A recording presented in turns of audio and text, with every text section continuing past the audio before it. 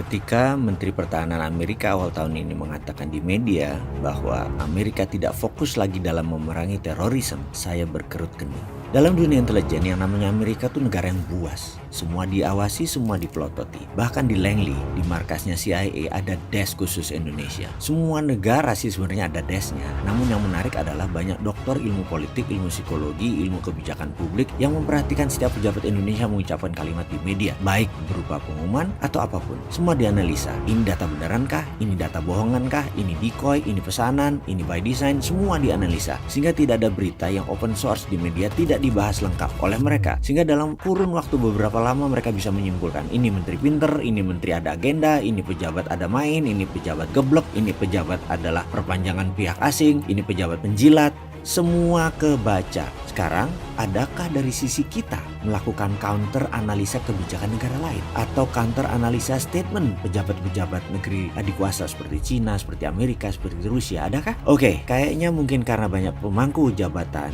yang kurang paham geopolitik, jadi lupa mengurus hal beginian. Counter analisa kebijakan negara lain. Atau mungkin karena banyak pejabat belum ikut Lemhanas, jadi urusan bela negara begini nggak terlalu dipikirkan, kurang nyandak. Jadi ya sudah, biar saya yang sontoloyo ini saja yang parno. Saya berkerut kening atas pernyataan Menhan Amerika tadi. Dan biarlah saya sendirian yang nanggung parno. Berat loh sebenarnya nanggung parno itu. Lebih berat dari nanggung rindunya Dilan. Sekali lagi, saya hanya kurius. Mengapa dia mengatakan Amerika tidak fokus di masalah terorisme? Dalam kalimat itu, maknanya apa ya? Saya coba menelaah. Menhan mengucapkan kata-katanya begini, US no longer focus on terrorisme. Lama saya menganalisa dan merenung, lalu saya menangkap sesuatu. Klik, seakan-akan ada suara di kepala saya. Amerika tidak lagi perang melawan teroris. Bukan. Kalimatnya artinya begini, Amerika tidak lagi pakai instrumen terorisme di dalam menegakkan hegemoni militernya sebagai polisi dunia. Itu arti kata-kata Menhan Amerika yang sebenarnya. Saya baru paham sekarang. Ini artinya mereka sekarang menggunakan apa ya? Konfrontasi perang terbuka kah? Perang cyber kah? Perang informasi kah? Perang biologi kah? Perang dagang kah? Perang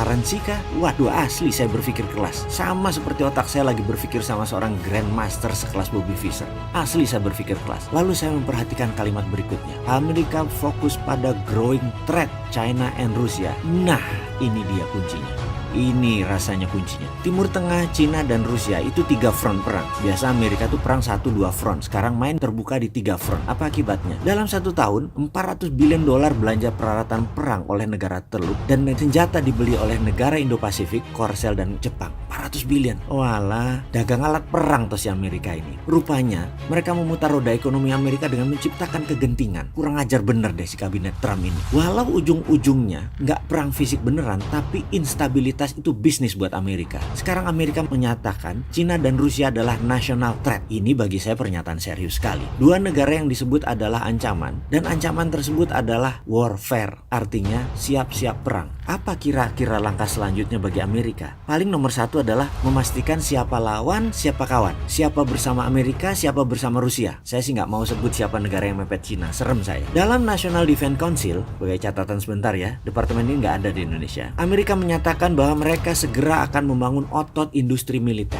lalu membangun instabilitas dunia, lalu membangun kepanikan dan kecemasan, lalu konfrontasi. Dan itu adalah business as usual. Kurang ajar nggak tuh? Perang adalah bisnis. Gila nih Amerika. Sambil memperhatikan berita, mata saya melirik di meja saya. Ada bundelan buku yang baru saya baca separuh. Bukunya berjudul China Private Army. Tagline di bawahnya, Protecting the New Silk Road. Di sebelahnya ada artikel yang baru saya selesaikan. Artikel tersebut judulnya New Tiananmen Policy, A Secret Meeting That Changed China. Benar, China adalah negara yang sukses melakukan smart power dalam hegemoni ekonominya mereka. Mereka menggunakan economic warfare, bukan pakai military warfare seperti Amerika. China pakai economic warfare. Sangat halus mainnya dan tidak terasa. Salah satu strategi China adalah memainkan export debt dan debt trap. Mudah-mudahan Indonesia nggak kena efek mainnya negara besar itu. Kan semua pejabatnya pinter. Pasti aman Indonesia. Ini hanya si Sontoloyo aja yang parno.